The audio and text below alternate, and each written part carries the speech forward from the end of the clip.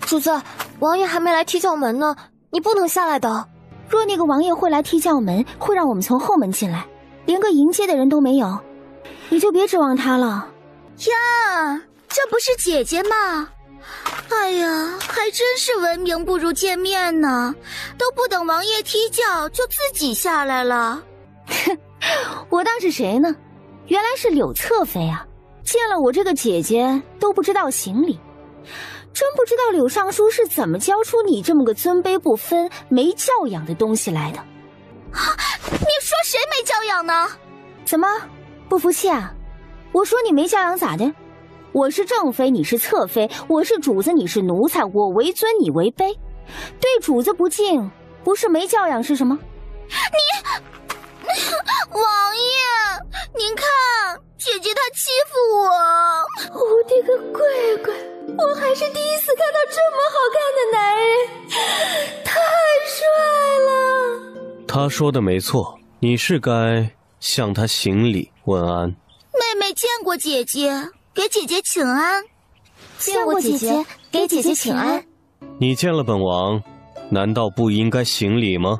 我靠，现世报吗？刚来到这个世界，对这里还不甚了解，可不是轻举妄动的时候。见过王爷，给王爷请安。奴婢小翠拜见王妃。快起来，别跪在地上。以后我这清音阁的下人在我面前都不用下跪。小翠、小兰，你们去给我打水，我要沐浴。哎呦，宝宝，你居然跟着我一起来了！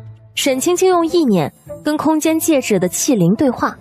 早知道当初就是死也不认你为主了，都怪本宝宝贪恋美色，结果现在你居然变成了个丑八怪。本宝宝心里苦啊！悠悠宝宝，我这脸上的黑斑只是中毒导致的，是可以治好的，放心吧。那你需要什么药材？我现在就去给你准备。拜拜。影子，属下在。这个沈家大小姐有学过功夫？鬼主子，属下调查过，没有学过功夫，以前就是一个刁难任性的花痴，整天追在太子身后。会不会是羚羊侯搞的鬼？听说王妃生下来脸上就有一块黑斑，羚羊侯根本就不待见她，会不会是故意做给外人看的，实际上暗中培养？走，你随本王过去看看。属下遵命。见过王爷。免礼。王爷，先喝口茶。放心吧，茶里没毒，倒是王爷身上的毒，怕是坚持不了多久了吧。叶子渊脸色骤变，一下子站起身，抬手掐住了沈青青的脖子。你怎么知道本王中毒？你是何人？来我宁王府是何目的？不是看出来的，我还未成年，还没活够呢。你若是不想变成真正的残废，就快点放开我。你最好给本王说清楚，否则后果不是你能承受的。娘的，这个臭男人，一言不合就动手，真当老娘是泥捏的？王爷中的毒应该有2年了吧，一直用内力将毒素压制到双脚，现在这个毒已经快压制不住了吧？如果我没看错的话，王爷中的毒应该是西域奇毒断魂散，若非王爷内力深厚，只怕早已不在人世了。我可以帮你解毒，但我需要药材。本王凭什么相信你？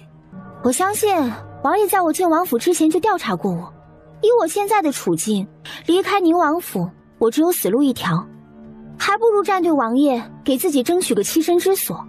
你倒是挺有自知之明。王爷，咱们做个交易如何？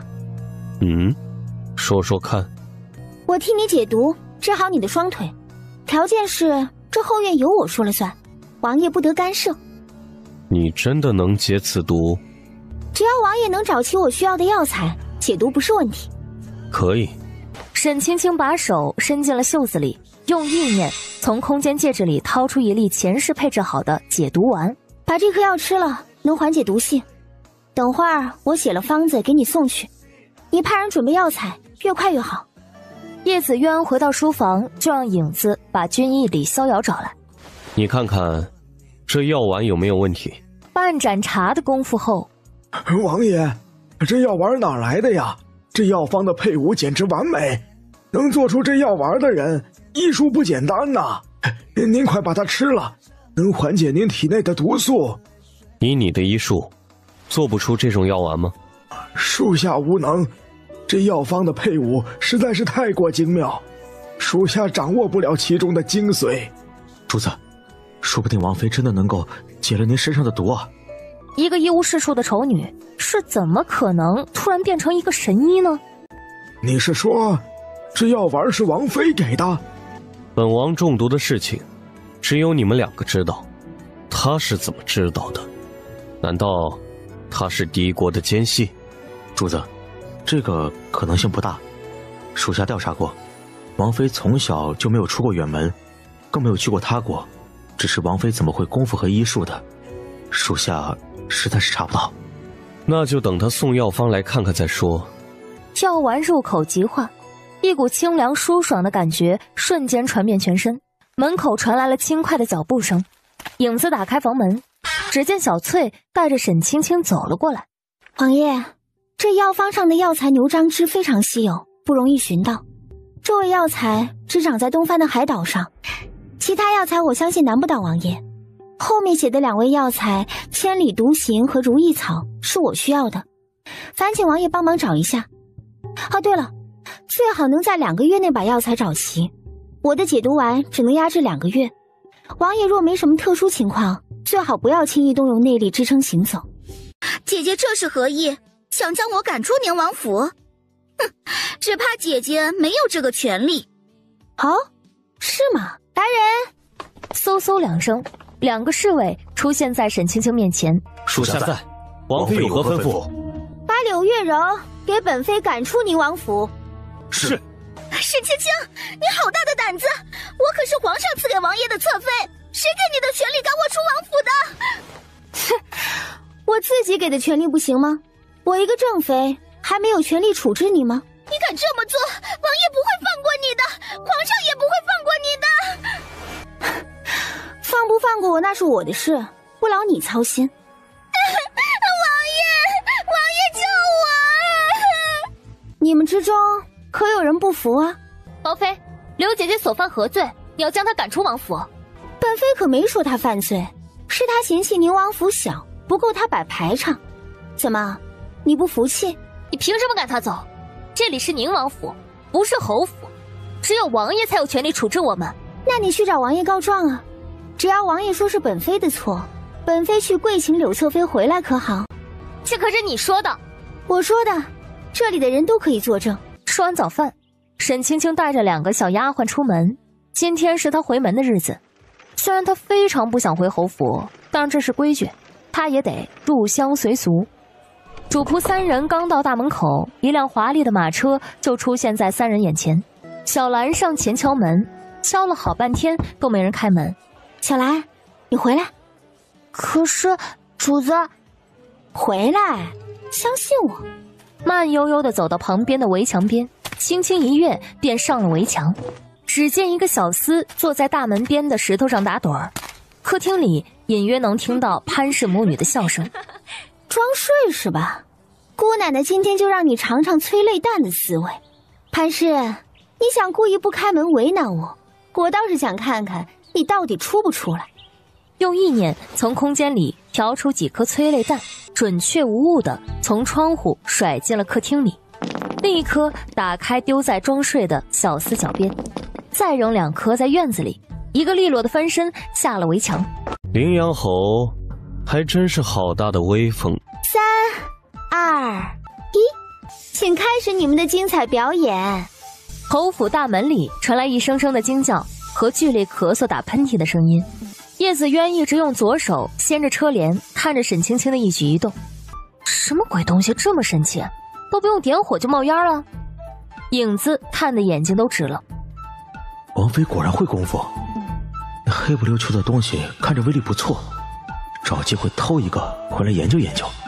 2分钟不到，侯府大门打开，主子丫鬟仆人争先恐后的往外挤。啊，家里不是没人吗？怎么一下子跑出来这么多了？沈青青，是你这个贱人，是你搞的鬼对不对？贱人骂谁呢？贱人骂你呢？哦，你还知道你是贱人啊？沈青青，你这个小贱蹄子，你就跟你娘一样下贱，上不得台面的东西！抬手一巴掌就扇在了潘氏的脸上。你再敢骂我娘一句试试，信不信我现在就杀了你？这是怎么回事？哎呦，没天理了！我不活了！一个晚辈居然对我这个当家主母动手！老爷，你可要为我做主啊！孽女，你就不能消停点吗？还不快给你母亲道歉！母亲？她配吗？她不过就是个妾室姨娘，她什么时候成了当家主母了？父亲是不是忘了，我母亲唐氏才是你的正妻？家里的事儿还轮不到你来插手，你不好好在宁王府待着，跑来侯府做什么妖？你还真是我的好父亲。女儿今日回门，大门紧闭，无人在门口迎接也就算了，父亲居然说女儿来作妖。敢问父亲，女儿不该回门吗？沈万山自知理亏，竟无言以对。凌阳侯还真是好大的威风啊！参见王爷。潘氏赶紧拉了拉沈晚秋的衣角，示意他跪下。沈晚秋却扭动着腰肢走到了叶子渊的面前，才盈盈参拜。滚！别脏了本王的眼睛！磅礴的内力将沈晚秋掀翻出去4、5米。王爷，小女年纪尚小，不懂事，请王爷恕罪，王爷开恩，饶小女一次吧。王爷，小女无知，请王爷恕罪，饶了她这一次吧，以后定当严加管教。滚！沈青青也不管他们，抬脚就进了侯府，影子推着叶子渊跟在后面。女儿见过母亲。青儿，你来了。母亲，女儿今日回门，特意来看看母亲。这是宁王爷。夫人不必多礼。多谢王爷。夫人不必如此客气，一家人随意就好。母亲，女儿有些话想单独跟您说说。好，去内屋吧。王爷，您先坐一会儿，失陪一下。母亲，您当初怀我的时候被人下毒，这事您知道吗？青儿，你说的是真的？用手机看这么精彩的视频不过瘾，用抖音电脑版看大屏看视频更过瘾更清晰，网友弹幕互动更流畅，还可以免费设置颜值博主专属动态壁纸。快用你的电脑下载抖音电脑版吧。母亲，是真的，王爷的军医亲自给女儿把脉确定过，女儿脸上的黑斑就是中毒所致。是潘红莲，我怀你的时候，只有她进了侯府，其他姨娘都是后来才进府的。母亲，您还留恋着侯府吗？这么多年了，父亲对您不闻不问，根本不曾在意您。孩子，若不是因为你，我也不会隐忍到现在。母亲，只要您想离开，其他的事情交给我，以后您就跟女儿一起生活。这怎么行啊？你现在是有夫家的人了，我这里还有些家底，买一处宅子住着，你经常来陪陪我，我就知足了。母女俩刚从内屋出来，叶子渊就说道：夫人，收拾收拾东西，随我们到宁王府小住几日如何？母亲，走吧，去收拾收拾，随女儿去小住几日。人这是要去哪儿啊？我跟女儿去宁王府小住几日，侯爷有事吗？你要去宁王府小住，为何不与我商量？我为何要与你商量？这些年来，侯府的大小事你与我商量了吗？你把我赶到这西厢房，一住就是16年，你与我商量了吗？沈万山，在你眼里，我不是你的妻子，青儿也不是你的女儿，我们和离吧。和离？你休想！今天没有我的允许，你哪儿都不能去。婉儿受了伤，大夫给她检查，发现她患有隐疾，需要青儿的血作药引才能治好。本王来接岳母去王府小住几日，沈侯爷不放行，还想将本王的王妃留下，是几个意思？这是臣的家务事，王爷插手不太合适吧？再说了，下官也只是想问青儿要点血而已嘛。用手机看这么精彩的视频不过瘾，用抖音电脑版看大屏看视频更过瘾更清晰，网友弹幕互动更流畅，还可以免费设置颜值博主专属动态壁纸，快用你的电脑下载抖音电脑版吧。青儿是本王的王妃，沈侯爷要放青儿的血，这是你的家务事，还是本王的家务事？沈侯爷是当本王是个死人吗？完了，得罪这冷面阎王，可是比得罪皇上还要可怕。下官不敢，请王爷恕罪。想要我的血也不是不可以，父亲就拿和离书与侯府的一半家产来换。孽女，老子养了你16年，你却忘恩负义，要你点血，你还要侯府一半家产，要本侯与你母亲和离，老子怎么养了你这么个畜生？父亲难道忘了原来侯府是如何起家的吗？若非母亲娘家扶持，你能有如今的成就？而外公一家落寞了，父亲就以母亲生了我这个丑女为由，将母亲赶到西厢房不闻不问。我忘恩负义，那父亲岂不是比我更胜一筹？据我所知，东郡律法不允许宠妾灭妻，不知皇上若是知道父亲的行为，会不会被判入狱呢？我把母亲接到王府小住，父亲考虑清楚了，可以带着和离书和家产到王府找我。时候不早了，我们还得赶回王府呢。母亲，我们走。大胆王妃，见到皇上还不下跪！叶子渊冷飕飕地瞥了一眼全公公。本王进入朝堂可以不跪，沈青青是本王的王妃，和本王平起平坐，自然不用跪。皇上都没说什么，倒是全公公好生威风了，真是狗仗人势。全公公退下吧，宁王妃见朕，跟宁王一样，免跪便是。兵权还在叶子渊手里，皇上也只能偃旗息鼓，不敢得罪宁王，害怕宁王一个不高兴就起兵造反。谢皇上。宁王妃进入朝堂，为何以面纱遮面？你可知这是对朕的不敬？皇上，臣女面貌丑陋，怕吓到皇上，并非是对皇上不敬。柳侧妃是朕赐给宁王的侧妃，你却将她赶出王府。皇上，这可不能怪臣女。柳月柔对臣女这个正妃不敬，臣女都可以忍受，可是她居然嫌弃宁王府地方小，不够她摆排场，臣女只好请她换地方了。这宁王府可是皇上赐给王爷的府邸，柳月柔嫌地方小，岂不是嫌皇上不够大方，没有赐给王爷更大的府邸？皇上，不是这样的，沈青青就是嫉妒我的王爷宠爱，将后院交给臣女管理，才想方设法将臣女赶出王府的，请皇上明察。皇上，当时柳月柔可是当着所有侍妾的面说了地方小，那些侍妾都可以作证。至于臣女嫉妒她得王爷宠爱，那更是无稽之谈。王爷就在跟前，不妨问问王爷可有此事。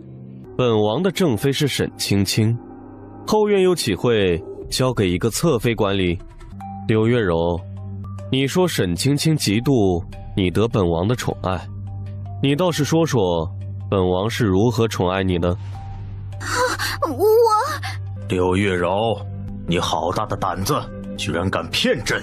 微臣有罪，没有管教好女儿，未能查清楚事情真相，请皇上恕罪。刘尚书管教不严，断章取义，罚半年俸禄，柳月柔禁足3个月，给朕滚回去，好好反省。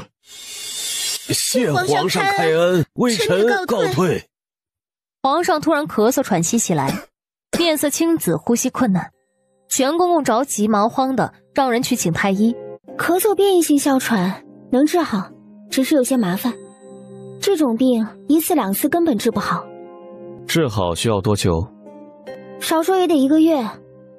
太医气喘吁吁地跑进大殿，从药箱里拿出早已准备好的药丸，塞进皇上口中。过了好一会儿，皇上才慢慢好转。太医给皇上吃的可是止咳平喘的药。正是。皇上患的是咳嗽变异性哮喘，治疗以清热解毒、健脾燥湿、补肾纳气、止咳化痰为法，配合针灸3服贴方可治愈。皇上，宁王妃说能治好您的咳嗽之症，可否请王妃为您诊治？宁王妃能治好朕的病？是可以，不过要一段时间，1次2次可治不好。那就每日午时，朕派人去王府接你进宫，给朕治疗。需要什么药材你写下来，朕让御医准备好。皇上，不好了，德妃娘娘出事了！哎，快，白家储秀宫，宁王妃一起过去看看。是，他的目的可是千年血参，但凡有一丝机会，他都不会放过。滚出去！都什么时候了，还在把脉？太医被摔得有些蒙圈。你是何人呐？居然敢擅闯储秀宫，阻止本太医救人！你有几个脑袋够皇上砍的？让你滚出去，没听到吗？是。沈清清手指搭上了德妃的脉搏，眉头瞬间皱起。又是中毒，还好啊，还有救。他把手伸进袖子里，从空间戒指里挑出一套银针，出手如电，速度快得令人啧舌。一丝内力渡入德妃体内，才2-3分钟的时间，沈清清已是大汗淋漓，德妃肚子已经不疼了。谢谢你救了我和孩子，不知姑娘如何称呼啊？我叫沈清清，你先别说话。1刻钟后，沈清清取下银针，虚脱的一屁股坐在地上。怎么样了？你没事吧？总算是把孩子保住了，我没事，只是消耗有些大。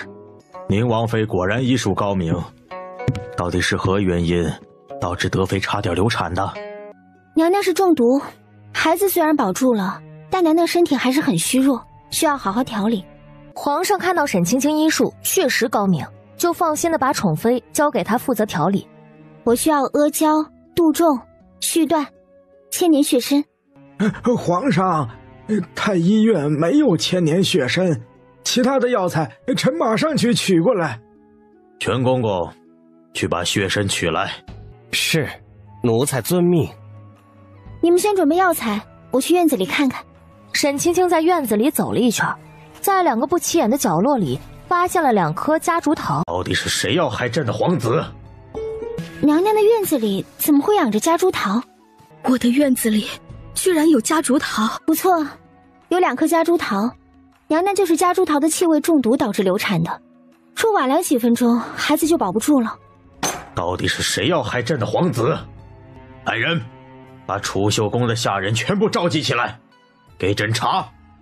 这时，玄公公拿着一个锦盒，跌跌撞撞地跑了回来。血参给我吧，全公公去帮皇上查找凶手。成色不错，有1300年的样子，好东西啊。四下看了一眼，发现没人注意他，赶紧掰下一些存进空间戒指里，切了一小片，让德妃含在嘴里，才起身去熬药。皇上亲自出马，把储秀宫的下人都查了个遍，却还是一无所获。皇上，要不让臣女试试？啊，好吧，你来试试。啊，好吧，你来试试。你们听着，我手里这个花瓶里，我放了测谎药物在里面，你们只要把手伸进去，摸一下花瓶底，我就知道你们谁说了谎。说谎的人手指会变成黑色。现在你们都排着队，一个一个的走过来测试。测试过的人都站在沈清清的右手边，直到一个年仅15、16岁的小宫女上前。小宫女眼里紧张之色一闪而逝，却还是没能逃过沈清清的眼睛。你有没有在娘娘的院子里种夹竹桃？我没有。那你把手伸到花瓶底部吧，有没有说谎，一测便知。小宫女小心翼翼地把手伸进花瓶里，拿出来时眼里满是欣喜。你就是那个凶手。我不是，我的手指没有变黑，我没有说谎。他的手指的确没有变黑啊。而其他人也是竖起耳朵听着，包括叶子渊。皇上，你把手伸进去试试就知道了。皇上依言把手伸进了花瓶里，在花瓶底部摸了一下，伸出来一看，手指上全是白色的面粉。哦，这不是我的大姐姐吗？还真是大方呀，居然给了丫鬟买胭脂水粉啊！沈晚秋拉着太子叶长风走到沈清清旁边。风乍起，吹皱一池春水。你什么意思啊？沈晚秋听不明白。干亲何事？沈清清看到沈晚秋就烦，还真是冤家路窄。贱人，你怎么和婉儿说话的？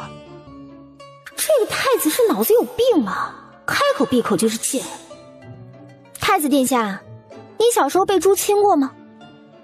太子和沈晚秋又一次懵逼了，这沈青青说话，他们怎么就听不懂呢？沈青青，你到底在说什么？以你的理解能力，我解释了你也不见得懂，所以你继续渺茫吧。哼，贱人，别以为说几句文绉绉的话就能引起本太子的注意。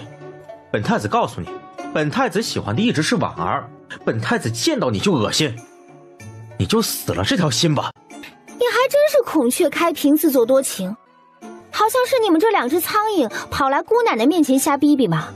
按辈分，你好像应该叫我一声皇婶，你却左一个贱人右一个贱人的，没教养的东西，真给皇家丢脸。抬手就要往沈青青的脸上扇去，沈青青一把抓住太子的手，一个漂亮的过肩摔，将太子狠狠地摔倒在地。沈晚秋不可置信地瞪大了双眼：“啊，太子哥哥，你没事吧？”沈青青，你好大的胆子，居然敢打本太子，你死定了！给本太子狠狠地教训这个贱人！护卫听到命令一拥而上，沈青青拳脚相加，1分钟不到就把太子的护卫全部放倒。这个废物丑女什么时候会武功了？这么能打？你想干什么？揍你！2个字说出口，拳头就往叶长风的身上招呼。叶长风本能的往旁边一躲，沈青青的拳头就打在了沈晚秋的脸上。沈晚秋惨叫一声倒在地上。婉儿，你怎么样了？太子哥哥，我的脸好疼，你可要为我做主啊！你干嘛要躲呢？你不躲，我就打不到你的心上人了。太子被刺激的失去了理智，抡起拳头就朝沈青青打来。沈青青也不打算停手，冲上去就是一顿拳打脚踢。我让你嚣张，我让你骂人，你个大男人像个泼妇一样，看我不揍死你丫的！没事，放心吧，我打得不重。有点意思，看来他是真的要站队本王了。敢暴打太子，还真是胆肥得很。主子，需要善后吗？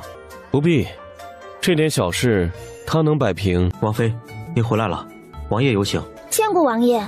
免礼，你看看这千里独行和如意草可够？够了够了，多谢王爷。你拿什么谢本王？王爷想要我拿什么谢呢？听说你要跟影子谈炸弹，不如跟本王说说如何？都怪自己这张乌鸦嘴，跟影子说点鸡腿猪蹄它不香吗？说什么炸弹呀？其实炸弹就跟鞭炮是一样的，只是炸弹的威力比鞭炮大了100倍不止。王爷是想要做炸弹，将来用到战场上吗？是有这个想法。你能制作出炸弹吗？不能，我只知道需要哪些材料，不知道成分比例。需要哪些材料？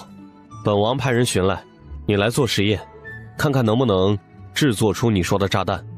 王爷，你可以找个会制作鞭炮的人来一起研究，成功率可能会高一些。不过这个人必须要信得过，不能将这些实验的信息透露出去。你身上有炸弹吗？可否让本王开开眼界，见识一下炸弹的威力？他妈的，怎么这堂堂冷面阎王也这么好奇？有是有，不过这玩意儿太危险，可不是闹着玩的，得找个空旷无人的地方才行。这个本王来安排，你先回去换身衣服，随后就出发。要不要这么着急？此处如何？可还满意？很好，很满意。这个炸弹做工比较讲究，王爷要是自己研发的话，可能会很难看。无所谓，能用就行。这要怎么用？叶子渊拿着手里的炸弹，不知道要怎么用，问影子要了火折子，点燃引线，使用吃奶的劲儿把炸弹远远地扔了出去，双手立刻捂住耳朵，砰的一声巨响传来，地面都能感觉到震动。叶子渊和影子震惊地瞪大双眼，好大的威力啊！以后坚决不能惹王妃生气，否则一不小心就落得个尸骨无存的下场。主子，这炸弹要是做出来，将来用到战场上，那可就所向披靡了。的确，杀伤力够大。走吧，回去吧。青儿，和离书我带来了，外加20万两的银票，怎么偌大个侯府，家产才值40万两银子？青儿，上次是为父不对，为父跟你道歉。现在你夏姨娘又怀了身子，侯府有那么多人要养活，为父也是为难呐。30万两银票，我把姐给你，少1分都不行。侯府的1半家产可不止30万两。既然夏姨娘怀孕了，那就当给她庆贺了吧。好，这是和离书，你看一下，这是30万两的银票，你过目。没有什么问题的话，今天就把血给我吧。那大夫说，只要这样的1碗血就够了。这王妃的父亲还真是狠呐，放这么大1碗血，人还能活吗？叶子渊看着沈青青手腕处流出的鲜血，心头一紧，去把李俊一找来。很快1大碗血被装得满满的，沈青青脸色嘴唇都发白了，头也有些晕乎乎的。李俊一立刻上前给沈青青止血包扎。你走吧，以后你不再是我的父亲，你我恩断义绝。这可是你说的。滚！谢谢王爷，麻烦把我送回清音阁。叶子渊站起身，将沈青青打横抱起，又坐回轮椅上。走吧，去清音阁。翌日，沈青青大清早起床，感觉神清气爽。你是谁？你怎么在我家主子的房里啊？我不就是你家主子吗？天哪，主子，您的脸好了？跑到镜子前一看，脸上的黑斑消失得一干二净。哇塞，还真的好了！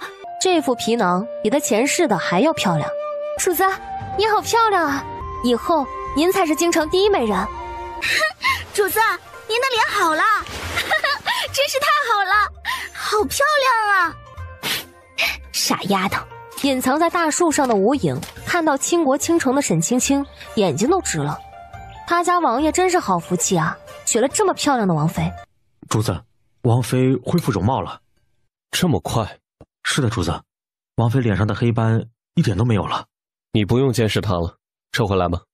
影子，属下在。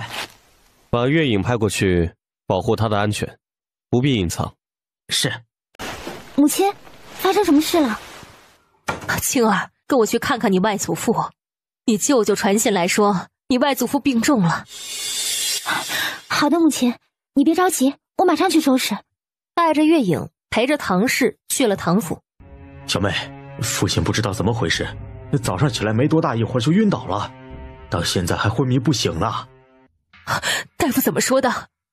大夫说是气血不足，这药也吃了，可这都小半天了，还是不见好转。外祖母，让我来看看吧。沈青青先在外祖父的手臂上摸了一下，手指搭上外祖父的脉搏。外祖父今天早上没有吃东西吗？没有吃任何东西。母亲，您带外祖母去客厅休息一下，外祖父没什么大碍，一会儿就醒了。大舅舅，您去吩咐厨房给外祖父熬点芝麻黑豆粥来。好的，我这就去。青儿，你怎会医术？你外祖父真的会醒过来吗？母亲，我保证外祖父一会儿就能醒过来。医术的事情等会儿我再跟您解释。就是大夫不会让自己有事的，还因此因祸得福了呢。沈青青从空间戒指里取出高渗的葡萄糖注射液，给外祖父静脉注射，同时给予胰高血糖素2毫克肌内注射，又取出银针给外祖父施针。1刻钟后，唐老爷子悠悠转醒。外祖父，您终于醒了，现在感觉如何？你是青儿？由于沈青青蒙着面纱，唐老爷子只能不确定地问。是的，外祖父，我是青儿。您现在可有哪里不舒服？就是有些头晕，感觉有些饿。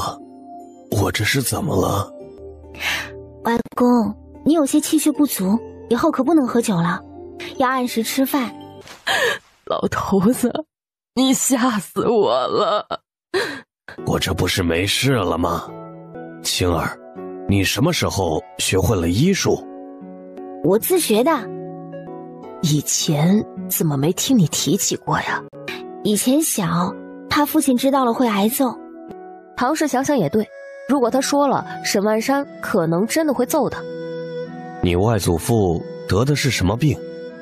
消渴症，外祖父以后可得注意饮食，平时最好不要吃甜的东西，也不能饿肚子不吃饭。孩子，外祖父没事了，快让外祖父看看你，你身体恢复的如何？有没有哪里不舒服？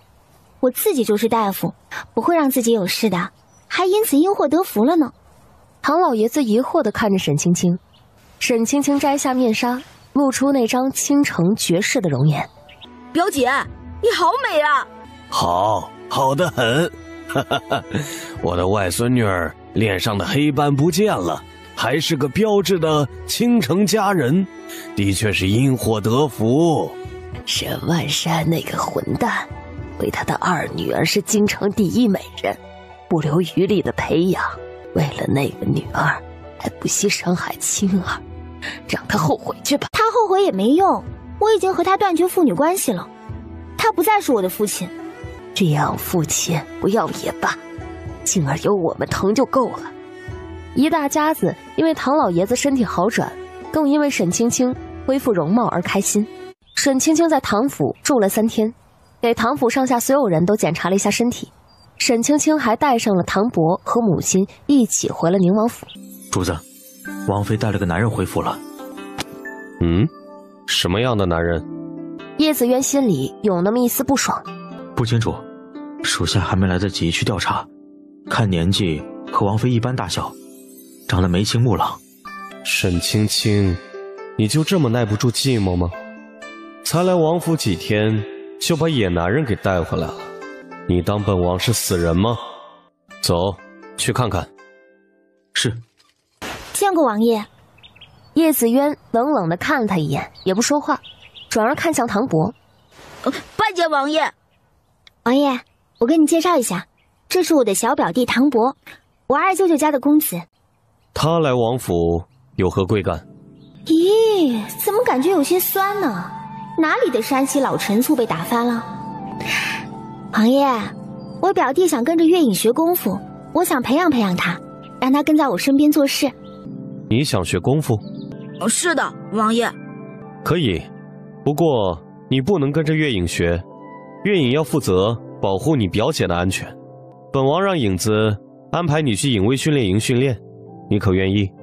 小人愿意，谢王爷栽培。王爷，这怎么堂堂王爷来跟他抢人了？培养出来后，他还是跟着你。谢王爷。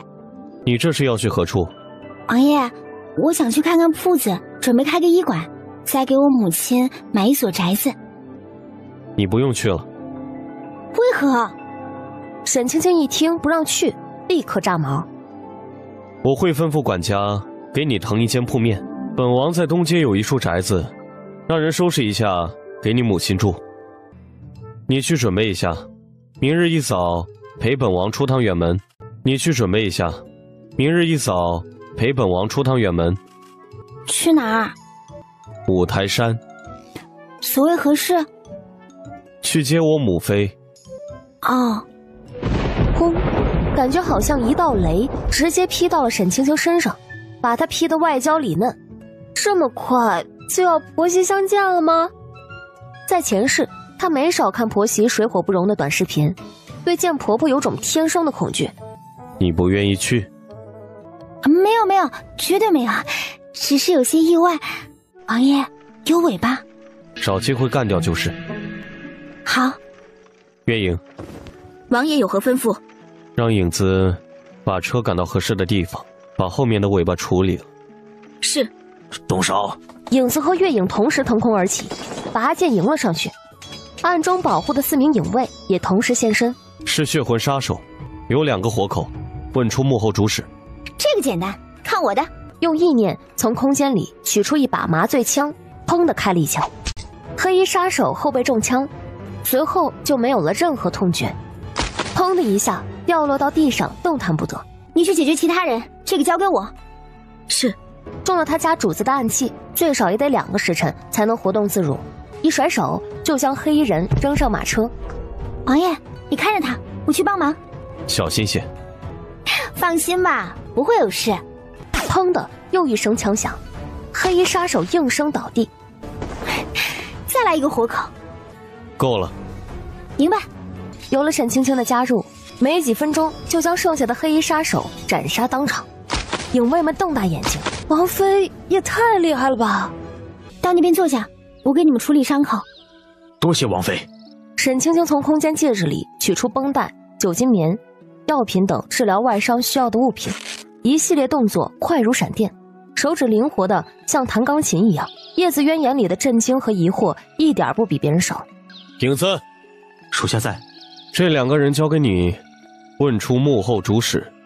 属下遵命。王爷，血魂杀手是什么组织？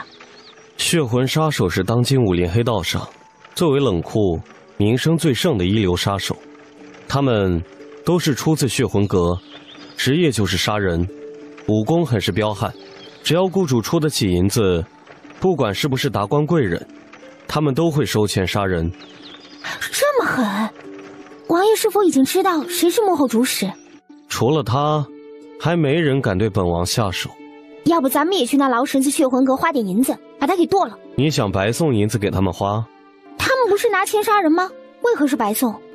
本王曾经让影卫调查过，血魂阁的大长老是太后的亲戚。那还真是白送银子，还不如弄几颗炸弹，把他连同皇宫给炸了。好主意，你把皇宫炸了，然后自己掏银子重建皇宫，本王辅佐你做女皇如何？什么情况？今天太阳从西边升起来了，还是眼前的大冰块也跟我一样灵魂附身换了个人，居然破天荒地说起冷笑话来。叶子渊看着沈青青如同见了鬼的神色，模样可爱到爆炸，突然心情愉悦，嘴角扬起了好看的弧度。沈青青沦陷了，小眼睛里冒着小星星，鼻孔里不知不觉流出了一点鲜红。叶子渊一呆，随即大笑出声。突然马车停住，车帘外传来扑通扑通2声。怎么回事？发生什么事了？啊，没事没事，发生了一点小意外。自从跟着王爷，他就没见到王爷笑过，何况还是这种开怀大笑。主子，你怎么流鼻血了？是上火了吗？是刚才不小心撞到了。太丢人了！居然看叶子渊的笑容看到流鼻血，活了2辈子，第一次这么丢脸，还他妈把脸丢在了这古代。你打算把马车打个洞钻出去吗？他奶奶的，是可忍孰不可忍，都是因为这混蛋没事发什么骚，笑得那么祸国殃民，还对姑奶奶出丑。你别哭了好吗？你打回去可好？悠悠宝宝，帮我个忙，你帮我切2片柠檬，中间挤上芥末，放在我的右手上。主人这是要整人了呀，这个好玩。本王看看这洞打通了没有。叶子渊看沈青青一直埋头不出来，伸手去拉她。沈青青眼疾手快的把柠檬加芥末塞到她的嘴里，一股又酸又呛又辣的味道充斥着她的口腔。沈青青，你跟本王吃的什么鬼东西？该死，你还笑！叶子渊一把将沈青青拉过来，趴在她腿上，抬起手啪啪2下就打在她的小屁屁上。倒不是叶子渊打得有多疼，他是羞的，活了2世还是第一次被人打屁屁。他趴在叶子渊的腿上就抽揖起来，叶子渊吓懵了，赶紧把他抱起来。怎么了？是我打疼你了吗？你别哭啊！你别哭了好吗？你打回去可好？叶子渊发誓，他真的不会哄女人，手脚都不知道往哪儿放。沈青青看着叶子渊不知所措的样子，扑哧一声笑了起来。女人还真是奇怪的生物。一日一早，一行人就上了五行山。儿臣见过母妃。拜见太妃娘娘。轩儿，你怎么来了？母妃，儿臣来接您回京。沈青青看着眼前的太妃娘娘直发呆，这也太年轻漂亮了吧。轩儿，这位是？儿媳见过母妃。免礼，你是侯府嫡女沈青青，这小姑娘又是谁啊？儿媳正是侯府嫡女沈青青，这个孩子叫小桃子，是儿媳在来此的路上收养的孤儿。小桃子，快叫奶奶。是我阿姨明明那么年轻，为什么要叫奶奶呢？这小嘴儿早上是不是抹了蜜了？这么甜。孩子啊，你应该叫我奶奶哟。奶奶好。嘿，真乖。传言侯府嫡女左脸上有一块蝴蝶形黑斑，丑陋无比。为何你的脸上没有黑斑呢？看来传言不属实啊。回母妃，传言的确属实，只是前几天被治好了。哦，是哪位神医治好了你的脸？母妃，是儿媳自己治好的。走，去母妃的房间里，跟母妃说说是怎么回事。什么？沈万山居然放了你一大碗血！这个挨千刀的，居然敢这样对待哀家的儿媳妇儿！母妃，您别激动，只有把毒血放了，解毒才会容易些。何况还拿那些毒血换了我母亲的自由和30万两银票呢。只是哀家听着心疼，等回京城看哀家怎么收拾他们。母妃，等我治好了王爷的双腿，再慢慢收拾他们。你能治好渊儿的双腿？能，母妃请放心，等王爷找齐药材，就能完全治好了。真是上天保佑！哀家听说你是皇上故意赐给渊儿恶心她的，没想到他却给渊儿赐了一个这么好的王妃。那皇帝不但没能恶心到渊儿，还给渊儿送了个福星。哀家真是太高兴了。好了，母妃，咱们不说这个了。您跟儿媳说说，您是如何保养的？刚见到您的时候，我还以为您是王爷的姐姐呢。沈青青这个马屁拍得纳兰太妃高兴不已。母妃，该用午膳了。着什么急呀？没看到我和青儿正说话呢吗？晚吃一会儿又饿不死。沈青青看着叶子渊吃瘪，差点笑出声。叶子渊狠狠地瞪了他一眼：“臭小子，你瞪什么瞪啊？哀家还在跟前，你就敢欺负哀家的儿媳妇儿？要是哀家不在，你是不是得打他呀？”儿臣不敢。哼，谅你也不敢。母妃，去用午膳吧，青儿都饿了。青儿，你饿了？哎呦，都怪母妃聊着忘了时辰，还不去让人传膳？你没听到我儿媳妇说饿了吗？叶子渊无语地转头对影子说道：“传膳？你没听到本王的母妃说他儿媳妇饿了吗？”属下这就去传膳。王爷也有吃瘪的时候，居然被王妃给传染了，学会打气儿了。沈青青再也憋不住了，笑得眼泪都流了出来。叶子渊很想把这个笑得六亲不认的女人拉过来暴打一顿，可现在这个女人有后台啊，还是他叶子渊惹不起的后台。小熊熊别跑，让我抱抱。晚膳过后，纳兰太妃让人给叶子渊和沈青青安排了房间，便回房休息去了。让沈青青无语的是，纳兰太妃只给他们安排了一个房间。王爷，你休息吧，我去找住持另外给我安排一个房间。现在都这么晚了，人家早就休息了，你确定要去打扰人家？大不了修炼一夜，正好巩固一下刚刚提升的实力。本王睡床，你自己打地铺。你睡吧，我在椅子上打坐修炼，巩固一下今天提升的实力。王爷晚安。沈青青修炼了2个多时辰，不知不觉睡了过去。叶子渊走下床，轻轻地抱起她，将她放在床榻上，再次合衣躺在他的身边。沈青青翻了个身，将手搭在叶子渊的胸口，咂巴咂巴嘴，继续沉睡。叶子渊吓得僵直着身体，一动也不敢动。小熊熊别跑，让我抱抱。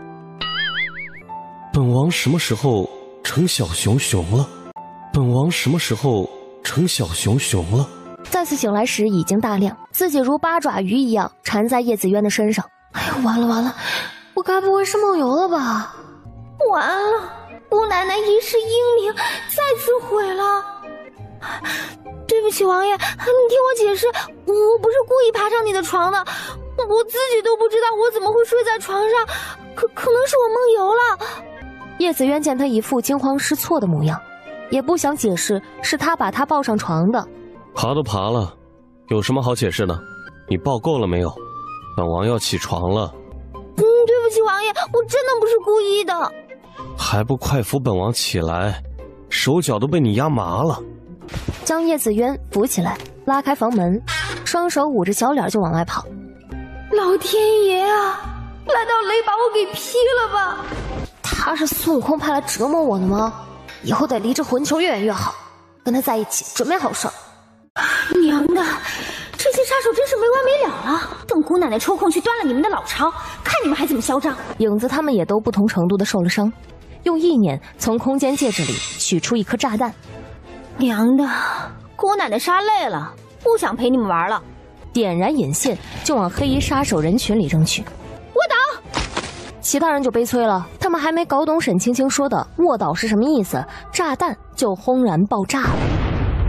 待尘土落尽，沈青青甩了甩头上的泥土，下一刻，沈青青惊诧地看着身旁的另外几人：“你们为何不趴下？”几人只看到沈青青嘴巴在动，耳朵里只有被炸弹震得嗡嗡的声音，眼里都是疑惑。暂时失聪了。王妃，您刚才说的卧倒就是趴下的意思吗？不然你以为是什么意思？那您干嘛不直接说趴下呀？我们都没反应过来。失误，以前说习惯了，下次注意。叶子渊看到他手臂上的伤，冷着脸说道：“你给别人上药包扎，自己的伤都不知道处理吗？”我忘了。叶子渊拉着他的手臂，叫给他包扎。王爷，我自己来。回到宁王府时已是傍晚，臣妇见过太妃娘娘，见过王爷。亲家母不必多礼，都是一家人，快过来坐。谢太妃娘娘。你要的铺子，我已经让管家给你腾出来了。你想去看的话，让管家带你去。东街的宅子也已经收拾好了，夫人想搬的话，随时都可以搬过去住。多谢王爷。哀家这才刚回来，你可不能搬出去，让外人知道了，还以为哀家不待见你呢。太妃娘娘，臣妇在王府已经打扰多日了，总住在这王府里也不是个事儿。哀家刚回了，还想跟你多聊聊，多住几日再搬不迟。青儿，你要铺子做什么？母妃，儿媳想开个医馆。也好，只要青儿喜欢，想做什么就放手去做，哀家支持你。谢母妃成全。妾身等拜见太妃娘娘。免了，都起来吧，哀家可受不起你们这一跪。都杵在这里干什么？别挡着哀家的路。纳兰太妃都懒得看他们一眼，大步往前走去。哼，有什么好生气的？咱们可是皇上的人，要不是看在王爷的份上，谁愿意来看这死老太婆的脸色？这死老太婆也只敢在咱们跟前耍耍威风。还有那个狐狸精，看到她就恶心，也不知道用了什么手段，把王爷都给迷得团团转。听下人说，这狐狸精还陪王爷去五台山接着死老太婆了。他们以为纳兰太妃都走远了，听不到他们的嘀咕，但沈青青何等耳力，这些话一字不漏地入了沈青青的耳朵，扶着纳兰太妃转身走了回来。你刚才说什么？再说一遍。妾身等什么也没说。你说你们是皇上的人，要不是看在王爷的份上，谁愿意来看我母妃这死老太婆的脸色？你说我母妃只能在你们跟前耍耍威风。沈青青准确无误地指着他们，将他们的话都重复一遍说了出来。一群上不得台面的东西，哀家没请你们来看我这个死老太婆的脸色吧？是谁给你们的胆子在背后议论哀家的？太妃娘娘恕罪，饶了妾身这一次，妾身以后再也不敢了。青儿，去请王爷过来，让王爷处置他们。是，母妃。沈青青的速度很快，3分钟时间就将叶子渊给请了过来。来人，将他们都给本王绑了，带他们进宫面圣。王爷，饶了妾身吧，妾身知错了。王爷恕罪，王爷饶命啊！影卫的速度很快，也不会怜香惜玉，3下5除2就将这些女人绑着扔上了马车。王妃，你与本王一同进宫。是。母妃，你也去吧。哀家正有此意。一行4辆马车浩浩荡荡地往皇宫的方向驶去。启禀皇上，宁王爷进宫了。什么？他来干什么？这个傻神不请自来，准没好受。奴才不知，只看到宁王府来了4辆马车。朕知道了。正想示意全公公宣布退朝，叶子渊就被沈青青推着进了朝堂。臣弟参见皇兄。臣女参见皇上。见过太妃。皇上站起身，抱拳弯腰向纳兰太妃行礼。哀家可收不起皇上的礼，你的人可都不把哀家这死老太婆放在眼里呢。是何人如此大胆，敢对太妃不敬？将人带上来。这些成事不足败事有余的东西，让他们进宁王府，可是为了找宁王的把柄。没想到什么把柄都没找到，还集体得罪了纳兰太妃。你们好大的胆子，居然敢对太妃不敬！你们可知罪？妾身知罪，请皇上开牌。既然皇兄说这些女人是臣弟的人，那臣弟是否有权处置？皇帝的人，还是皇帝自己处置吧。即日起，这些女人全部赶出宁王府。皇兄，那臣弟就先告退了。沈青青推着叶子渊和纳兰太妃出了朝堂，朝堂上顿时就炸了锅，还以为叶子渊会将这些女人带回去处置，或者直接下令杀了，却是没想到他将这些女人扔在了朝堂之上。哼，今天要不是青儿，哀家还不知道他们敢在背后编排哀家。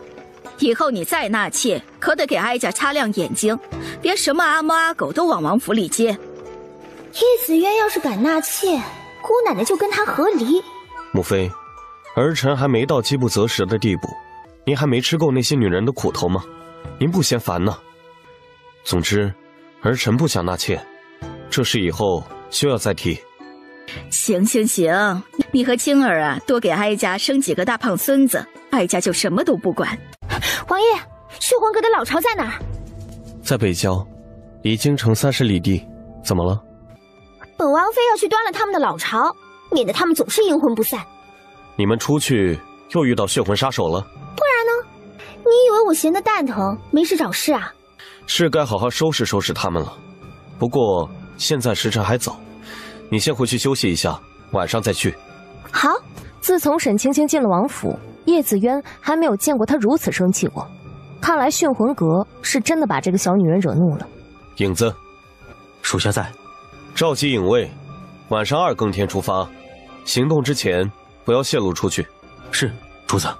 沈青青回到清音阁，关上房门，就开始从空间里取炸弹。娘的，看姑奶奶不炸得你们鸡飞狗跳、血肉横飞不可！哼，敢惹姑奶奶，姑奶奶让你们知道花儿为什么这样红。晚上过后，沈青青让影子将炸弹分发到每一个影卫的身上。沈青青掏出了一粒药丸，把这个吃了，12个时辰之内可以下地自由行走。走吧。此时的血魂阁内，一众高层正围着4具尸体讨论研究。阁主，您能看出这是何暗器所伤吗？本座也看不出了，从来没发现过这类伤口。无头领，你在现场可有看清是何暗器？回阁主，属下只看到是一个黑乎乎的东西，大概有4寸长，发射暗器后还会冒烟儿。属下第一次见到这种暗器，杀伤力非常大呀。明日派人去调查一下，发现是哪一家，直接将工匠抓来，为我们所用。是，阁主。沈青青和叶子渊站在一起，等影卫全部准备就绪，他拿出一颗炸弹，点燃引线，递给了叶子渊。叶子渊甩手就将炸弹扔向了血魂阁的楼房，砰的一声巨响传来，火光升腾，瓦片碎石横飞。怎么回事？外面什么声音？砰砰砰，四面八方都传来了爆炸声响。血魂阁阁主转身就往窗口飞去，一颗炸弹却迎着他飞了过来。自此，一代枭雄血魂阁阁主陨。姑奶奶让你们嚣张，让你们3番5次的想杀我，让你们找我的麻烦，我炸不死你们算我输。月影，去把太妃请来，说我请她吃火锅。好的，主子。月影拜见太妃娘娘，拜见王爷。免礼。何事？太妃娘娘，王妃请您过去吃火锅。站起身就跟着月影出了院子。居然不请本王，哼，本王才不稀罕呢。不过，这火锅到底是什么玩意儿？青儿，这就是你说的火锅？这就是火锅，咱们今天吃涮羊肉，等一下把肉和菜放在这锅里一煮就可以吃了。这玩意儿还挺新奇，今天就尝尝这火锅是何味道，保证好吃。纳兰太妃夹起一块沈青青给她涮好的羊肉尝了一口。青儿，这火锅还真是好吃啊。青儿，你那个蘸料怎么是红色的？好吃吗？母妃，我这个放了辣椒油，所以是红色的，有点辣，但是很过瘾，很好吃。哀家也来一点尝尝。哎呀，好辣呀！的确过瘾。母妃，什么的确过瘾？沈青青做了一个环抱的姿势，将所剩无几的羊肉和蘸料护在怀里，而纳兰太妃也不由自主地做出和沈青青一样护食的动作。你来做甚？母妃，儿臣也来看看王妃的火锅是什么玩意儿。现在看到了，你回去吧。既然来了，王妃难道就不打算请本王尝尝这火锅的味道？给王爷添副碗筷，再去切点羊肉过来。王爷想吃什么蘸料啊？要辣的还是不辣的？和你的一样就行。你确定？当然确定。当又烫又辣的羊肉放进嘴里时，叶子渊瞬间汗毛倒竖，被辣得眼冒金星。沈青青，你是故意的。王爷，你这可冤枉我了，是你自己说了要和我吃一样的蘸料。你吃这个吧，这个不辣。多谢母妃。叶子渊这回停不下来了，一口接着一口地吃着。等三人都吃完，沈青青又给下人们弄了一锅，配好蘸料，才陪着纳兰太妃去散步消食。宁王妃甚得朕意，赏银5万两。沈卿家，你的女儿沈青青到底是怎么回事？朕安排在宁王府的女人都被她给赶了出去，你是否该给朕一个说法？微臣和那个孽女已经断绝了父子关系，之后就没有去过宁王府，请皇上明察呀！断绝关系。正在这时，沈青青推着叶子渊走了进来，依然是白纱蒙面。参见皇兄。宁王妃，荣家女儿荣熙玲是朕赐给皇帝的侍妾，你为何将她嫁到严家？回皇上，您说她是我家王爷的侍妾，可是我家王爷不喜欢她，也没让她伺候过。我家王爷认她做义妹，我们当娘家人的总不能让她一辈子不嫁人吧？再说了，小玲在进王府之前就有意中人，要不是皇上硬把她送进王府，人家恐怕都有孩子了。我家王爷心善，当然要成全她了。宁王心地善良，这不是纯扯淡吗？照你这么说，还是朕的不是了。当然不是，不知者不怪嘛。皇上怎么会知道小玲之前就有意中人呢？您说对吧？朕当然不知。若是知道她有意中人，朕又岂会把她赐给皇帝做侍妾呢？若是皇上早知道小玲有意中人，以皇上的仁慈，肯定会亲自给他们赐婚的。咱们东郡的皇上可是出了名的千古明君，天下百姓谁不称赞皇上是好皇上啊？那是当然，朕绝对会亲自给他们赐婚的。百姓真的夸朕是好皇上？当然是真的啦！不信你改天问问那些文武大臣。好，宁王妃甚得朕意，赏银5万两。谢皇上恩典。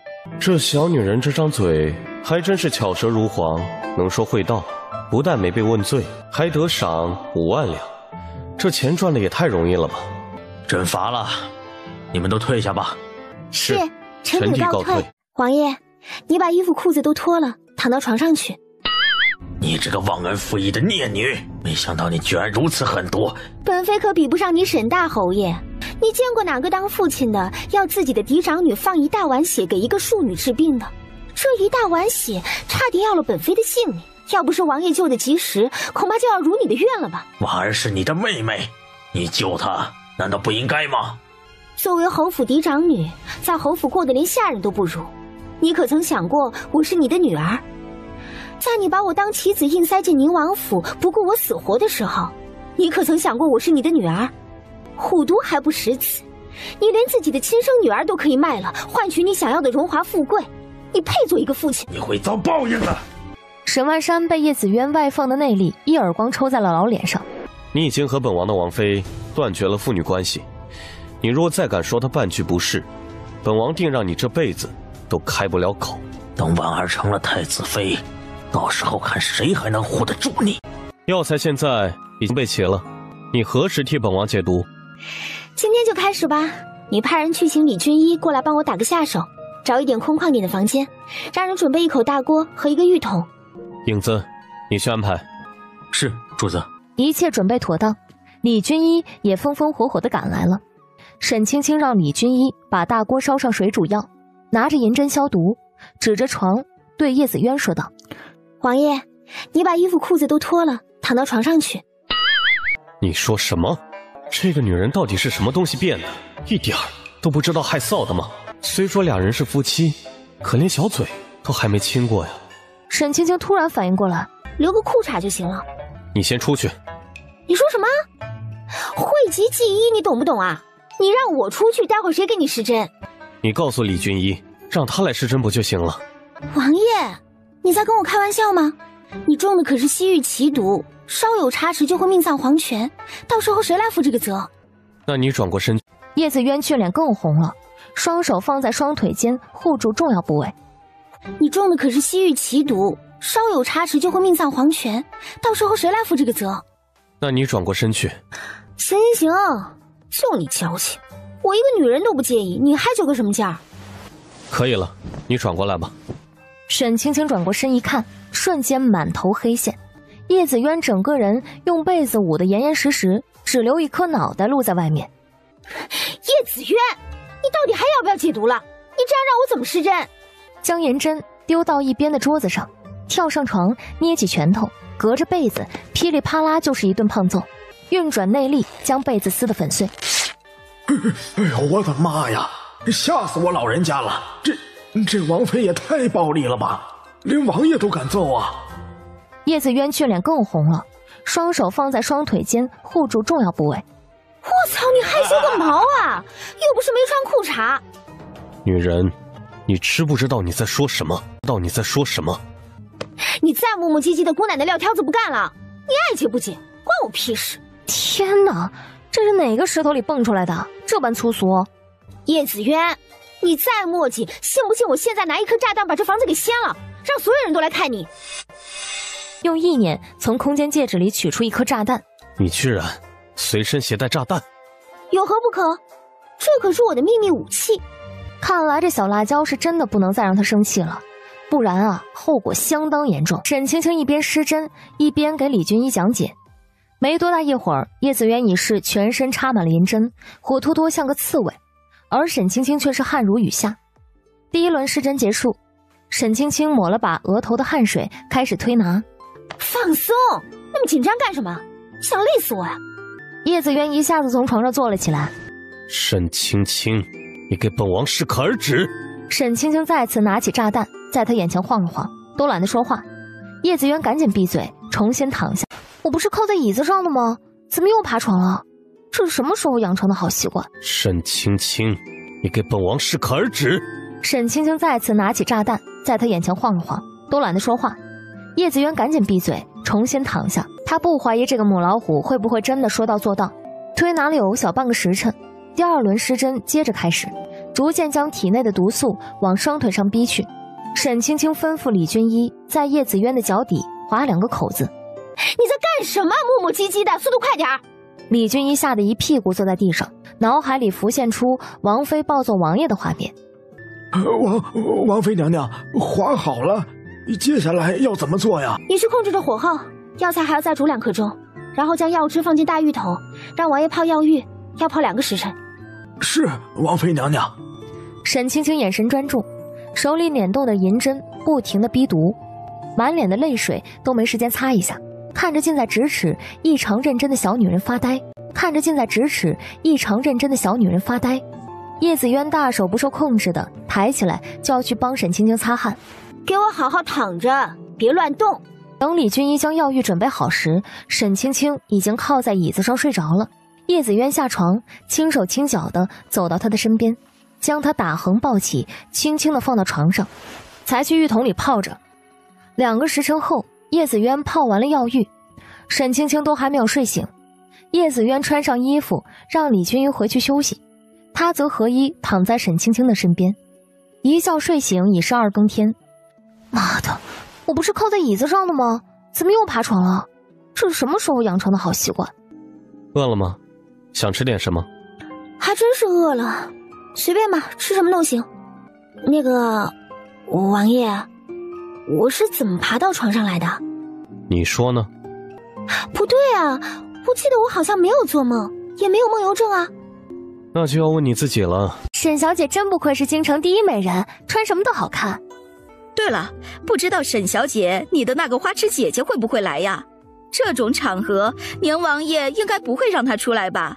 要是让她出来，可就丢脸了。王爷，这种场合让我出来丢脸吗？是哪个长舌妇敢在背后议论哀家的儿媳妇儿？臣女们拜见太妃娘娘。说，刚才是谁在议论哀家的儿媳妇儿？一群女人，你看看我，我看看你，最后将目光都看向了尚书府的千金柳月柔。这不是被我赶出王府的尚书千金柳月柔吗？还真是巧啊，又见面。沈青青，你别得意的太早，总有一天你也会被王爷赶出王府的，到时候你的下场只会比我更惨。那就不用柳大小姐操心了。不过被我赶出王府这么久了，还没找到下家吗？还有闲心在这里搬弄是非，我还真是不得不佩服你心真大。星儿，你是不知道，在咱们东郡呢，被人休掉的女人是很难找到下家的，只有那些死了妻子或者是穷得娶不起媳妇儿的流浪汉才会要呢。柳小姐是吧？既然你那么喜欢嚼舌根，哀家也赏你点东西。影子，长嘴。是，太妃娘娘。啪啪啪啪，就是4个响亮的耳光。这就是传闻中的京城第一美人，也不过如此吗？还比不上青儿的1/1000。沈晚秋的笑容瞬间僵住，她可是公认的京城第一美女，那个花痴丑女连给她提鞋都不配。母妃，咱们走吧，在这里跟这些人计较会口渴的。欢迎新罗国使臣远道而来，宫宴正式开始。歌舞看多了也没什么新意，不如接下来请在场的各位千金自愿表演才艺如何？哀家听说不少千金才貌双全，琴棋书画样样精通，今日可得让哀家一饱眼福啊！辱骂哀家的儿媳，你想让她闭门思过1个月就想了事？哼，你当哀家和王爷是泥捏的吗？沈晚秋站起身，扭着腰肢走到大殿中央，娇柔做作的一番参拜之后，便跳起了霓裳羽衣舞。这京城第一美女还是有些舞蹈功底的，曼妙的身姿加上漂亮的脸蛋，吸引了不少年轻男人的目光。沈晚秋眼角的余光瞥见几乎全场的男人都在看她，越跳脸上越痒，如同万只蚂蚁啃咬一般。不知不觉中，舞步已经乱了，扑通一声摔倒在大殿中央。沈晚秋低着头，眼角余光瞥见了沈青青嘲弄的表情。贱人，是你，一定是你做的手脚是不是？沈晚秋，在场那么多双眼睛看着呢，我做什么了？我离你那么远，你摔倒跟我有毛线关系？冤枉人也该找个说得过去的借口吧。放肆！沈晚秋，无理取闹也得分分场合吧，自己跳舞摔倒了，却将过错推到宁王妃的头上，还敢当众骂人，这就是你们侯府的教养吗？皇上恕罪，臣女知错了。皇上，小女年幼无知，请皇上开恩，饶了她这一次吧。给朕滚出去，丢人现眼的东西！谢皇上开恩。等一下，辱骂冤枉了本王的王妃，是不是该给本王一个说法？王爷恕罪，对不起王爷，小女年轻不懂事儿，求您原谅她这一次吧。下官让她闭门思过1个月。这也算教训。青儿可是本王的王妃，是皇家的人，当着这么多的人辱骂冤枉皇家的人，该当何罪？你堂堂临阳侯会不知道？这，你上次放青儿一大碗血的事儿，哀家还没找你算账。现在你养的好女儿辱骂哀家的儿媳，你想让她闭门思过1个月就想了事？哼，你当哀家和王爷是泥捏的吗？还是说哀家的儿媳就是你沈家的出气筒？他爬起来几步跑到沈青青的面前，伸手就要去扯她脸上的面纱。另一条人影迅速更快地拦在沈青青的面前，将她踹飞出去。婉儿，你的脸！父亲，我的脸怎么了？沈青青，是你对不对？你对我做了什么？我要杀了你！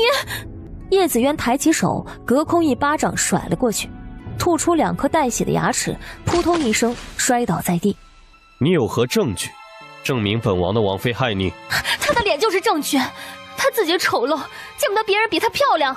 今日本王就让你看看，到底是谁丑陋。叶子渊走到了沈青青的身边，伸手摘下她脸上的面纱，露出了那倾国倾城的绝世容颜。你说青儿见不得你比她漂亮，你倒是说说你哪里比她漂亮了？不可能，她的脸怎么会好？她还没出生，我母亲就下了毒，怎么可能会好？这话一出口，所有人像看怪物似的看着沈晚秋。天哪，居然还有这种事！这潘氏还真下得去手。哎呀，这样的女人娶回家，真是倒了8辈子的血霉了。你说什么？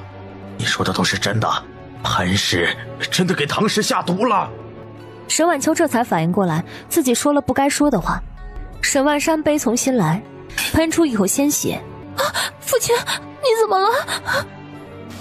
滚！你不是我的女儿，我沈万山没有你这样的女儿。皇上，微臣身体不适，先行告退了。来人呐，将这个女人押入大牢，隔日再审。皇上，臣女知错了，求皇上开恩呐！太子哥哥，求我！后暗暗松了一口气，还好当初不同意太子娶她为妃，不然真的就丢了皇家的脸了。哎，皇帝，你的腿好了？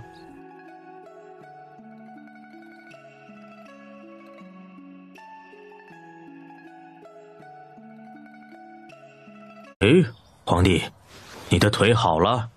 是的，皇兄，已经好了。这真是奇迹呀！是哪位神医治好了朕的皇帝呀？还有哟，宁王妃的脸也好了。是人心小神医治好的。人心小神医的医术竟如此了得！整个宴场也开始议论纷纷。皇上，皇妹的盘古舞在新罗国可是远近闻名的。那就请维雅公主跳上一段盘古舞，让朕开开眼界如何？当然没问题。不过，若皇妹妹的盘古舞能赢过东郡众千金的才艺表演，皇上可要答应在下3个条件。你先说说你的条件。这第1个条件嘛，免去新罗国今后每年的朝贡。第2个条件，本皇子要宁王妃跟本皇子回新罗国，做本皇子的侍妾。第3个条件，让本皇子的皇妹维雅公主来提。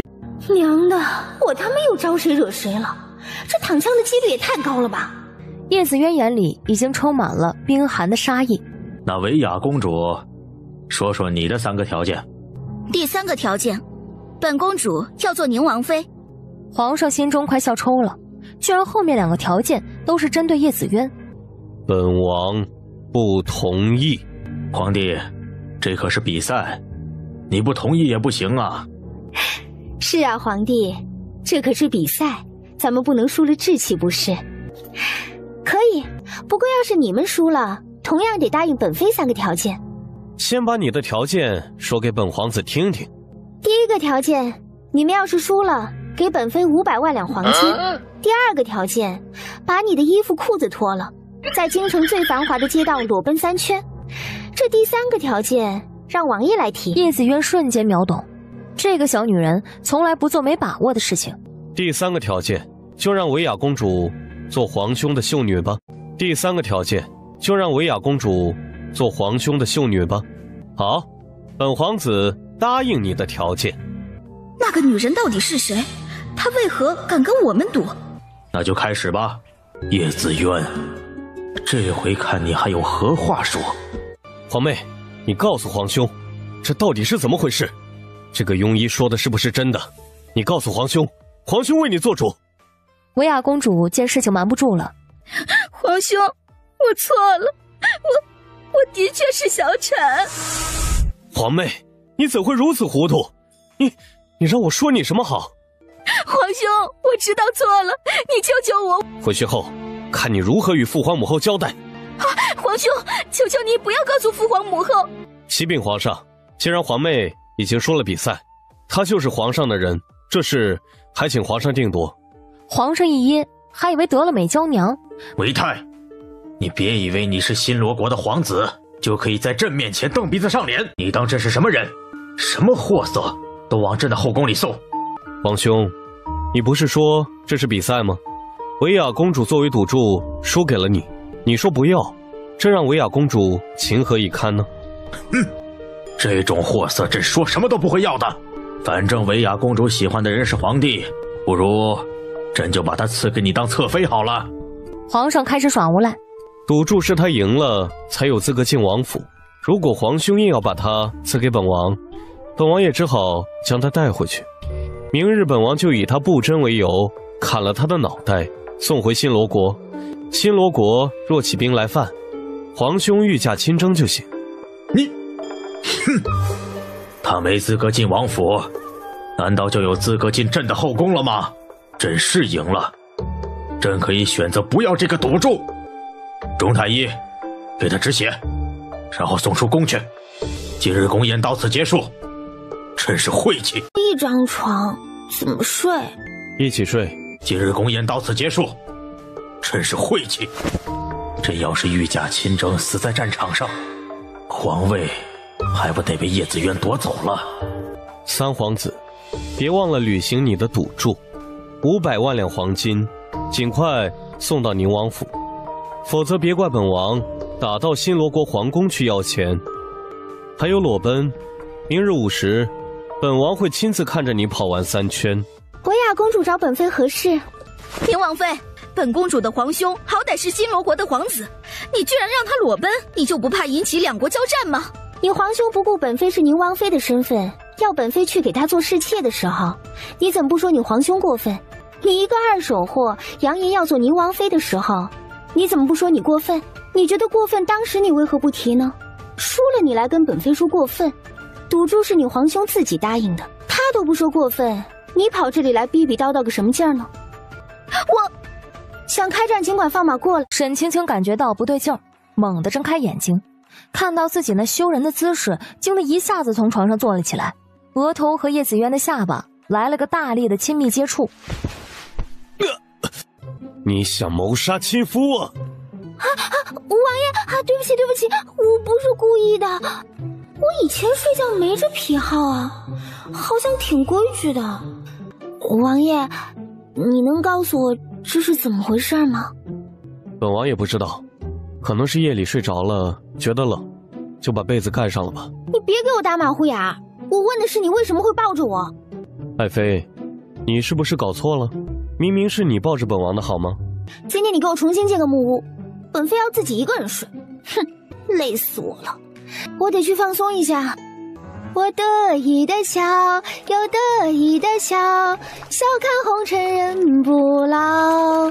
我得意的笑，又得意的笑，求得一生乐逍遥。叶子渊站在他的身后，静静地听着他唱，清甜优美而又欢快的歌声让叶子渊深深地沉醉其中。一起睡，又不是没在一起睡过。我还是出去外面打坐修炼内功吧。这可是在山里，毒蛇猛兽可不少，你就不怕修炼到那些猛兽的肚子里去？你赢了，我睡床，你自己想办法。你不许本王上床，你让本王上哪去？你自己看看那小桌子小凳子，连个靠的地方都没有，你打算让本王坐着看着你睡啊？那咱们得约法3章。说说看。他把被子拉成一长条，隔在中间，说道：这第1条，不能越过被子，连手都不行。第2，不能打呼噜。第3，必须背对着我。行，你说了算。反正在你未满18岁之前，本王不会动你。一觉睡醒，天已蒙蒙亮，隔在中间的被子好好的盖在两人身上。沈青青枕着叶子渊的手臂，一条腿搭在叶子渊的腰间，一只小手搂着叶子渊的脖子，叶子渊的手则搂着沈青青的小蛮腰。其实他早就醒了，只是见这小女人抱着他睡得正香，正好继续搂着他装睡。去试一试，这颗会不会爆炸？这些天试了多少颗都没能成功，这一颗他也没抱什么希望。沈青青点燃引线，将炸弹丢进大坑里，想象中的炸弹声却没有传来。哎，我去，又是一颗哑弹。本王去看看。叶子渊刚迈出去一步，砰的一声，炸响传来，黑烟滚滚升腾而起。哇塞，成功了！成功了！终于成功了！只有叶子渊一动不动地站在原地，脚下还保持着迈步的姿势。叶子渊的脸成了煤球状。王爷，你看看你现在的样子多帅！双手捧着沈青青的小脸，凑上她的煤球脸就是一顿狂蹭。叶子渊，你个混蛋，你个大变态，大猪蹄子，干嘛往我脸上蹭啊？谁让你笑得那么肆无忌惮？连笑都不让人家笑。别，我先走啦 ，Goodbye。沈青青，你给本王等着！沈青青，你给本王等着！我好怕怕哟！谁让你蹭我一脸黑灰的？啊！摔了个四仰八叉。乐极生悲了吧？要你管，我乐意。叶子渊突然运起轻功，迎着沈青青飞掠过去。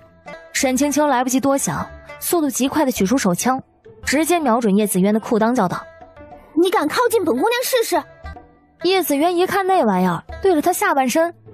又拿那玩意儿出来吓人，果然是小母老虎不能惹，坚决不能惹。最毒妇人心，连本王的子孙后代都不放过。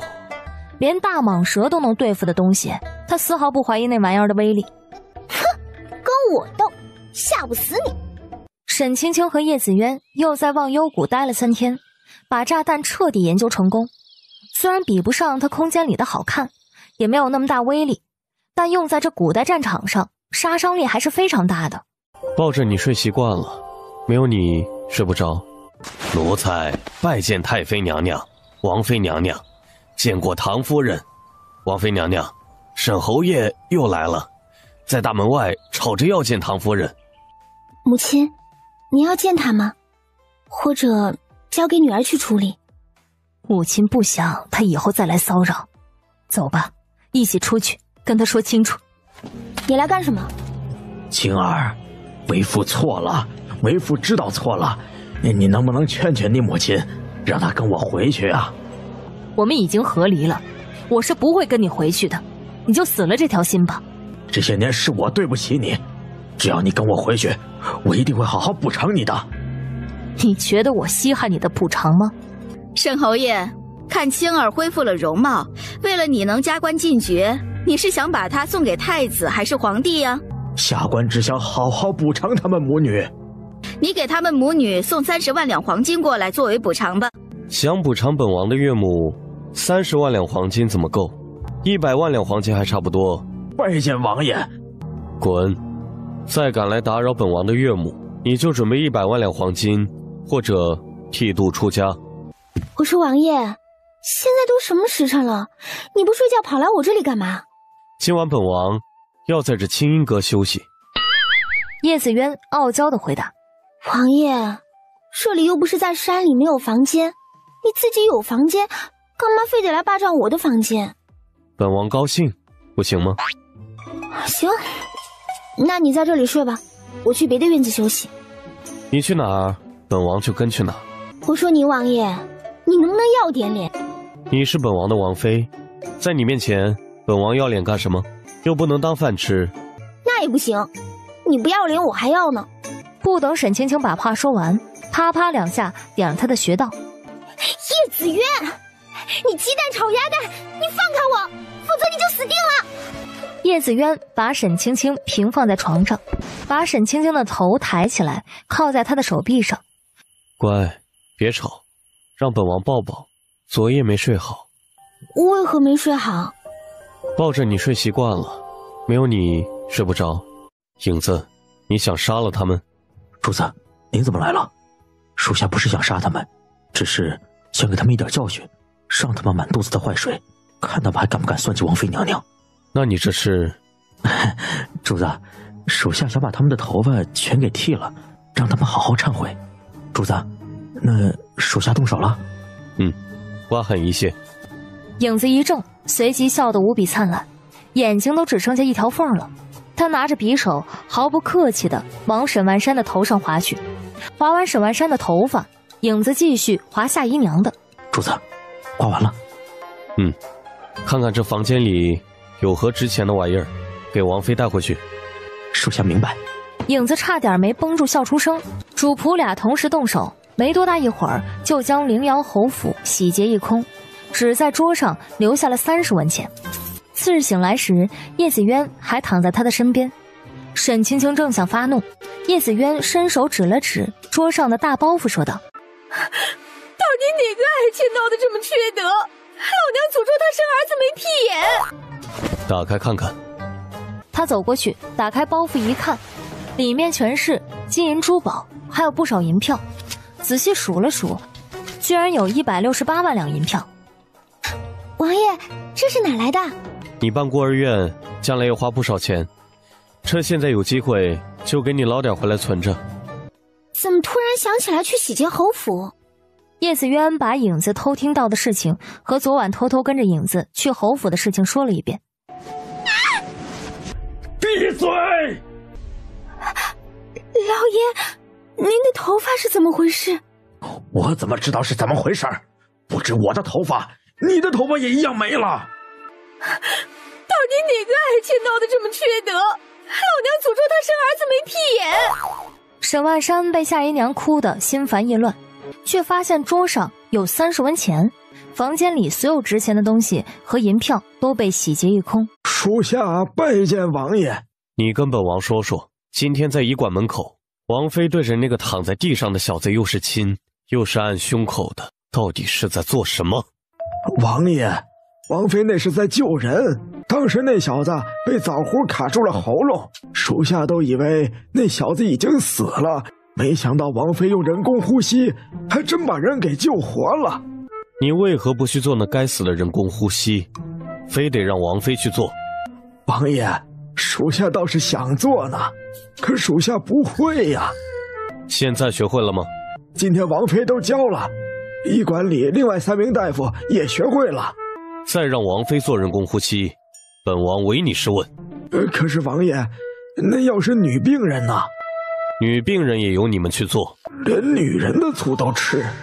王爷，也就是说，不管谁需要做人工呼吸，都不能让王妃去做，对吗？那是当然。